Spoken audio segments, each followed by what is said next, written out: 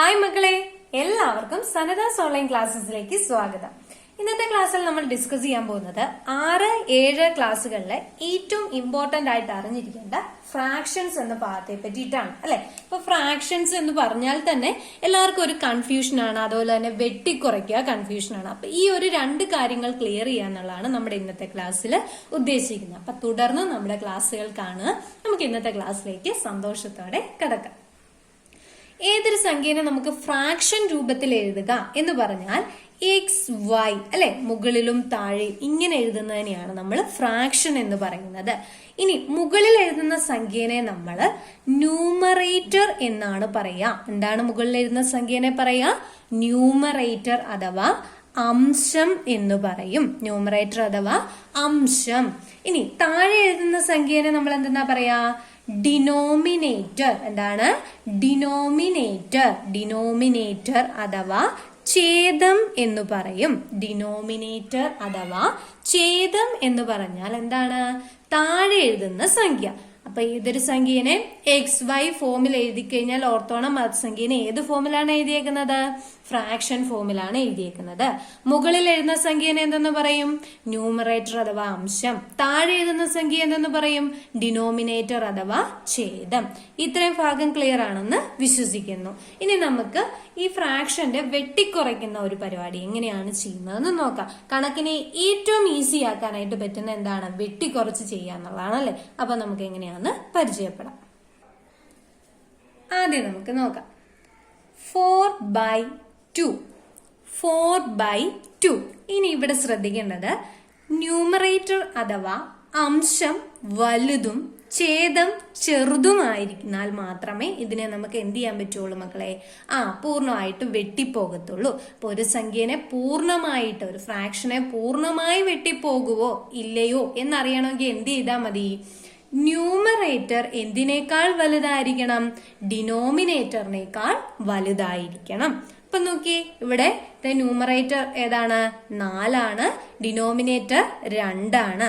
ഡിനോമിനേറ്ററിനേക്കാൾ വലുതല്ലേ numerator? ഛേദത്തെക്കാൾ വലുതാണ് അംശം. അതുകൊണ്ട് ഇതിനെ വെട്ടിപ്പോകാം. ഇനി നമ്മൾ സാധാരണ എടുത്ത് 4നെ 2 കൊണ്ട് വെട്ടുകയാണ്. 1 2 2 2 4 0 = 2 എന്ന് നമ്മൾ എഴുതി. ഈ രീതി ഇത്രയും ചെയ്യാതെ തന്നെ നമുക്ക് എങ്ങനെ വെട്ടി ചെയ്യാമെന്നാണ് നമ്മൾ നോക്കാൻ പോകുന്നത്. എങ്ങനെ വെട്ടി ചെയ്യാം? 2 4 ഇത് ഏതിന്റെ കോമൺ മൾട്ടിപ്പിളാ? 2ന്റെ മൾട്ടിപ്പിൾ ആണ് അല്ലെ. 2ന്റെ മൾട്ടിപ്പിൾ ആണ്. 1 2 2 2 4 അല്ലെ. 2ന്റെ മൾട്ടിപ്പിൾസ് ആണ്. ഈക്വൽ ടു കഴിഞ്ഞിരുന്ന സംഖ്യകളെയാണ് മൾട്ടിപ്പിൾസ് എന്ന് പറയുന്നത് അല്ലെ. ഇപ്പൊ 2ന്റെ മൾട്ടിപ്പിൾസ് ആണ് 2ഉം 4ഉം. അപ്പൊ മുകളിലും താഴെയും 2ന്റെ മൾട്ടിപ്പിൾ ആയതുകൊണ്ട് നമുക്ക് എന്ത് ചെയ്യാം? ഇതിനെ 2 കൊണ്ട് ഡിവൈഡ് ചെയ്യാം. അപ്പൊ 2ന്റെ പട്ടികയില് 2 എത്ര തവണയുണ്ട്? 1 തവണ. 4 എത്ര തവണയുണ്ട്? 2 തവണ. അപ്പൊ നോക്കിക്കേ, 2/1 എന്ന് കിട്ടി.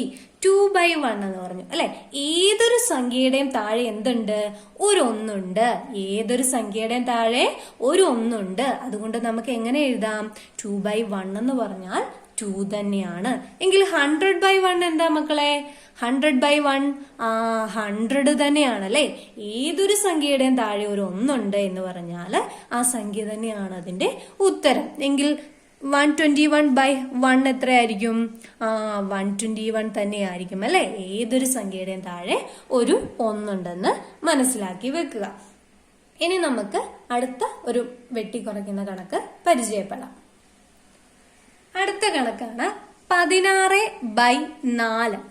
നോക്കിക്കേ, 16ഉം 4ഉം നമുക്കിതിനെ വെട്ടാൻ പറ്റുമോ എന്നറിയണമെങ്കിൽ എന്ത് ചെയ്താൽ മതി? ന്യൂമറേറ്റർ വലുതും ഡിനോമിനേറ്റർ ചെറുതുമായിരിക്കണം. ശരിയല്ലേ? ആ ഒരു നിബന്ധന ഇവിടെ ബാധകമാവുന്നുണ്ടല്ലോ. ഓക്കെ, ഇനി നോക്കേണ്ടത് എന്താണ്? ഇവ രണ്ടും ഏതിന്റെയും കോമൺ മൾട്ടിപ്പിൾ ആണോ എന്ന് നോക്കണം. 16ഉം 4ഉം ഏതിന്റെ കോമൺ മൾട്ടിപ്പിൾ ആണ്? 4ന്റെ കോമൺ മൾട്ടിപ്പിൾ ആണല്ലേ. 1 4 4 2 4 8 3 4 12 4 16. പട്ടിക അറിയത്തില്ലാത്ത കുഞ്ഞുങ്ങളുണ്ടെങ്കിൽ നന്നായി പട്ടിക പഠിക്കണം കേട്ടോ. പറഞ്ഞ് ഉറക്കെ ചൊല്ലി ചൊല്ലി പഠിക്കണം. അപ്പൊ നമ്മളെ കേൾക്കുന്ന ആൾക്കാർക്ക് നമ്മൾ പറയുന്നതിൽ എന്തെങ്കിലും തെറ്റുണ്ടെങ്കിൽ പറഞ്ഞു തരാനായിട്ട് സാധിക്കും. അപ്പൊ നോക്കിയേ 4ഉം 16ഉം ഏതിന്റെ കോമൺ മൾട്ടിപ്പിൾ ആണ്? 4ന്റെ കോമൺ മൾട്ടിപ്പിൾ ആണ്. അപ്പൊ നമുക്ക് ഇതിനെ എന്തുകൊണ്ട് വെട്ടാം മക്കളെ? 4 കൊണ്ട് അല്ലെ. മോളിൽ 4 കൊണ്ടും എന്നാൽ താഴെ ഒരു വേറെ സംഖ്യ കൊണ്ടും വെട്ടാൻ പറ്റുമോ? ഇല്ല. മുകളിലും താഴെയും ഒരേ സംഖ്യ കൊണ്ട് തന്നെ വെട്ടണം. മുകളിൽ 4 കൊണ്ടാണ് വെട്ടുന്നതെങ്കിൽ താഴെയും എന്തുകൊണ്ട് തന്നെ വെട്ടണം? 4 കൊണ്ട് തന്നെ വെട്ടണം. മുകളിൽ 2 കൊണ്ടാ വെട്ടുന്നെങ്കിൽ താഴെയും 2 കൊണ്ട് വെട്ടണം. അപ്പൊ നിങ്ങൾക്ക് ഒരു സംശയം തോന്നും, ഇത് 2ന്റെയും മൾട്ടിപ്പിൾ അല്ലേ? ശരിയാണ്. 2ന്റെ പട്ടികയിലും 4ഉം 16ഉം വരും. അപ്പൊ നമുക്ക് 2 കൊണ്ടും വെട്ടാം, 4 കൊണ്ടും വെട്ടാം. എന്നാ ശരി, മുകളിൽ 2ഉം താഴെ 4 കൊണ്ട് വെട്ടാൻ പറ്റുമോ? ഇല്ല. മുകളിൽ 2 ആണെങ്കിൽ താഴെയും 2 കൊണ്ട് വെട്ടണം. മുകളിൽ 4 കൊണ്ടാണ് വെട്ടുന്നതെങ്കിൽ താഴെയും നമ്മൾ എന്തുകൊണ്ട് തന്നെ വെട്ടണം? 4 കൊണ്ട് തന്നെ വെട്ടണം. അപ്പൊ നമുക്ക് 2 കൊണ്ടും വെട്ടി നോക്കാം അല്ലെ. 16 കൊണ്ടിനെ 2 കൊണ്ടും വെട്ടി നോക്കാം, 4 കൊണ്ടും വെട്ടി നോക്കാം. അപ്പൊ ആദ്യമേ 4 കൊണ്ട് എങ്ങനെയാ വെട്ടുന്നതെന്ന് നോക്കാം. 4ന്റെ പട്ടികയിൽ 4 ഒരു തവണ. 4ന്റെ പട്ടികയിൽ 4 എത്ര തവണയുണ്ട്? ഒരു തവണ. 16 എത്ര തവണയാണ്? 4 തവണ. 4 16. അപ്പൊ നമുക്ക് കിട്ടി 4/1. 4/1 എന്ന് പറഞ്ഞാൽ എത്ര തന്നെയാന്നാ പറഞ്ഞേ? 4 തന്നെ. Very good. എല്ലാവർക്കും കിട്ടിയല്ലോ. ഇനി നമുക്ക് എങ്ങനെയാണ് 2 കൊണ്ട് വെട്ടുന്നതെന്ന് നോക്കാം അല്ലെ. ഏത് 16ഉം 4ഉം ഏതിന്റെ കൂടി മൾട്ടിപ്പിൾ ആണ്? 2ന്റെ കൂടി മൾട്ടിപ്പിൾ ആണ് അല്ലെ. അപ്പൊ 2 കൊണ്ട് എങ്ങനെയാ വെട്ടുന്നത് നമുക്ക് നോക്കാം. 2 2 4. 16 എത്ര തവണയുണ്ട്? n2 16 ആണല്ലേ. n2 16. അപ്പൊ നമുക്ക് എത്ര കിട്ടി? 2 8 അല്ലെ. സോറി 8 2. 8ഉം 2ഉം ഇനിയും വെട്ടാൻ പറ്റത്തില്ലേ മക്കളെ? 8 എന്ന് പറയുന്നത് നമ്മുടെ ന്യൂമറേറ്റർ ആണ്, അംശമാണ്. ഛേദത്തെക്കാൾ വലുതാണ് അംശം അല്ലെ. ഡിനോമിനേറ്ററേക്കാൾ ചെറുതാണ് 8. അപ്പം പിന്നെയും വെട്ടാൻ നമുക്ക് മനസ്സിലായി അല്ലെ. 2ഉം 8ഉം ഏതിന്റെ കോമൺ മൾട്ടിപ്പിൾ ആണ് മക്കളെ? 2ന്റെ തന്നെ കോമൺ മൾട്ടിപ്പിൾ ആണല്ലേ. 2ഉം 8ഉം ഏതിന്റെ തന്നെ കോമൺ മൾട്ടിപ്പിൾ ആണ്? 2ന്റെ. അപ്പൊ വീണ്ടും 2 കൊണ്ട് വെട്ടത്തില്ലേ? 2ന്റെ പട്ടികയിൽ 2 എത്ര തവണയുണ്ട്? ഒരു തവണ. 8 എത്ര തവണയുണ്ട്? 4 2 8. അപ്പൊ ഇനി നമുക്ക് എന്താണ്? മുകളിൽ 4 കിട്ടി, താഴെ 1 കിട്ടി. 4/1 എന്ന് പറഞ്ഞാൽ എത്ര തന്നെയാണ്? 4 തന്നെയാണ്. കണ്ടോ, 2 രീതിക്ക് ചെയ്തപ്പോഴും നമുക്ക് ഒരേ ഉത്തരം കിട്ടി. പക്ഷെ വ്യത്യാസം സംഭവിച്ച എന്താ മക്കളെ? 2 കൊണ്ട് വെട്ടിയപ്പോ കുറച്ച് സ്റ്റെപ്പ് കൂടുതൽ വന്നു, 4 കൊണ്ട് വെട്ടിയപ്പോ പെട്ടെന്ന് ഒറ്റ സ്റ്റെപ്പിൽ തന്നെ തീർന്നു എന്നുള്ളതാണ്. അപ്പൊ നിങ്ങൾക്ക് ആദ്യമേ നിങ്ങൾ ചെയ്യുമ്പോൾ 2 കൊണ്ട് തന്നെ വെട്ടി പല സ്റ്റെപ്പായിട്ട് ചെയ്ത് ശീലിക്കുന്നതന്നെയാണ് നല്ലത്. ഞാൻ പെട്ടെന്ന് 4ന്റെ ഗുണിതമാണല്ലോ എന്ന് കണ്ടപ്പോഴേ നമുക്ക് മനസ്സിലായി. അപ്പോഴേ നമ്മൾ 2 കൊണ്ട് വെട്ടിയേക്കാം. ഓക്കെ, അപ്പൊ നമുക്ക് അടുത്തൊരു എക്സാമ്പിള് പരിചയപ്പെടാം. അടുത്ത ഒരു കണക്കാണ് മക്കളെ 36/6. നോക്കിക്കേ, 36/6. ഇത് കാണുമ്പോഴേ നിങ്ങൾക്ക് മനസ്സിലായി ഇത് ഏതിന്റെ ഗുണിതമാണ്? 6ന്റെ ഗുണിതമാണെന്ന് മനസ്സിലായി അല്ലെ. അതോടൊപ്പം തന്നെ നോക്കിക്കേ, 2 കൊണ്ട് നമുക്ക് ഇതിനെ വെട്ടാം അല്ലെ. അവസാനത്തെ അക്കങ്ങൾ നോക്കിയാൽ മതി കേട്ടോ. ഒരു സംഖ്യനെ 2 കൊണ്ട് വെട്ടാൻ പറ്റുമോ ഇല്ലയോ എന്നറിയണമെങ്കിൽ ആ സംഖ്യയുടെ അവസാനത്തെ അക്കങ്ങൾ നോക്കണം. അത് 2ന്റെ ഗുണിതമാണോ എന്ന് നോക്കണം. അപ്പൊ എന്താണ് മക്കളെ? ഒരു സംഖ്യനെ 2 കൊണ്ട് വെട്ടാൻ പറ്റുമോ ഇല്ലയോ എന്നറിയാൻ വേണ്ടി എന്ത് ചെയ്താൽ മതി?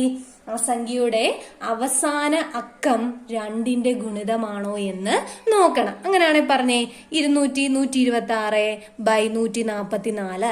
ഇത്രയും വലിയ സംഖ്യ, ഇതിനെ നമുക്ക് 2 കൊണ്ട് വെട്ടാൻ പറ്റുമോ ഇല്ലയോ എന്നറിയണം. നമ്മൾ എന്ത് ചെയ്താൽ മതി? അവസാനത്തെ അക്കം നോക്കണം. അവസാനത്തെ അക്കം 2ന്റെ ഗുണിതമല്ലേ മക്കളെ. അപ്പൊ ഇതിനെ എന്ത് ചെയ്യാം? 2 കൊണ്ട് വെട്ടാം എന്നാണ് അർത്ഥം. ഓക്കെ അല്ലേ? ഇനി 3 കൊണ്ട് 4 കൊണ്ട് വെട്ടുന്നതിനൊക്കെ ഓരോരോ റൂൾസ് ഉണ്ട്, അത് ഞാൻ പറഞ്ഞു തരാം കേട്ടോ. അപ്പൊ നമുക്ക് ഈ കണക്കിലേക്ക് പോകാം. 36നെ നമുക്ക് എത്ര കൊണ്ട് വെട്ടണം? 6 കൊണ്ട് വെട്ടണം അല്ലെ. അപ്പൊ 6ഉം 36ഉം കോമൺ ആയിട്ട് 6ന്റെ മൾട്ടിപ്പിൾ ആയിട്ട് നമുക്ക് 6 കൊണ്ട് തന്നെ വെട്ടാം. 6 6. ഇനി 6ന്റെ പട്ടി 36 എത്ര തവണയുണ്ട്? 6 തവണ. 6/1 എന്ത് തന്നെ കിട്ടും നമുക്ക്? 6 എന്ന് കിട്ടി. ക്ലിയർ അല്ലേ? അടുത്തൊരു എക്സാമ്പിള് പരിചയപ്പെടാം. 25/5. 25/5. ഇത് കാണുമ്പോഴേ നിങ്ങൾക്ക് മനസ്സിലായി എന്താണ് 5 കൊണ്ട് വെട്ടാൻ സാധിക്കും അല്ലെ. 5 കൊണ്ട് താഴെയും മുകളിലും വെട്ടാൻ 5ന്റെ ഗുണിതമാണ്. 25ഉം 5ഉം ഏതിന്റെ പട്ടികയിൽ കോമൺ ആയിട്ട് വരുന്നതാണ്? 5ന്റെ പട്ടികയിൽ കോമൺ ആയിട്ട് വരുന്നതാണ്. 5ന്റെ പട്ടികയിൽ 5 ഒരു തവണ, 5ന്റെ പട്ടികയിൽ 25 5 തവണ. 5/1 വരുന്നു. ഉത്തരം എത്രയായിരിക്കും? 5 ആയിരിക്കും. ക്ലിയർ അല്ലേ? ഓക്കെ. ഇനി ഒരു എക്സാമ്പിൾ നിങ്ങൾക്ക് വേണ്ടി ചെയ്യാനായിട്ട് ഞാൻ തരാം. നിങ്ങൾ ഇതൊന്ന് ചെയ്ത് ഇതിന്റെ ഉത്തരം കമന്റ് ആയിട്ട് രേഖപ്പെടുത്തുക. 27/3. ഇതിന്റെ ഉത്തരം എല്ലാവരും എന്ത് ചെയ്യുക? കമന്റ് ആയിട്ട് രേഖപ്പെടുത്തുക. അപ്പോൾ നമുക്ക് എങ്ങനെയാണ് ഈസി ആയിട്ട് ഡിവൈഡ് ചെയ്യുക? ഇപ്പൊ ചെറുതായിട്ടുള്ള സംഖ്യകളുടെ ഡിവിഷൻ ആണ് നമ്മൾ ഇന്നത്തെ ക്ലാസ്സിൽ പരിചയപ്പെട്ടത്. വെട്ടിക്കുറയ്ക്കുന്നത് എങ്ങനെയാണെന്നാണ് നമ്മൾ പരിചയപ്പെട്ടത്. ഇനി അടുത്ത ക്ലാസ്സിൽ കുറച്ചുകൂടെ വലിയ ഫ്രാക്ഷനിലേക്ക് നമുക്ക് കടക്കാം. അപ്പൊ നിങ്ങളുടെ ക്ലാസ് ഇഷ്ടപ്പെട്ടെങ്കിൽ ഉറപ്പായിട്ടും കമന്റ് ചെയ്യുക, ലൈക്ക് ചെയ്യുക, നിങ്ങളുടെ അഭിപ്രായങ്ങളൊക്കെ കമന്റ്സ് ആയിട്ട് പറയുക. പിന്നെ എന്ത് ചെയ്യുക? മറക്കാതെ നമ്മുടെ ചാനൽ സബ്സ്ക്രൈബ് ചെയ്യുക. അടുത്ത ക്ലാസ്സുമായി വീണ്ടും കാണാം. ബൈ.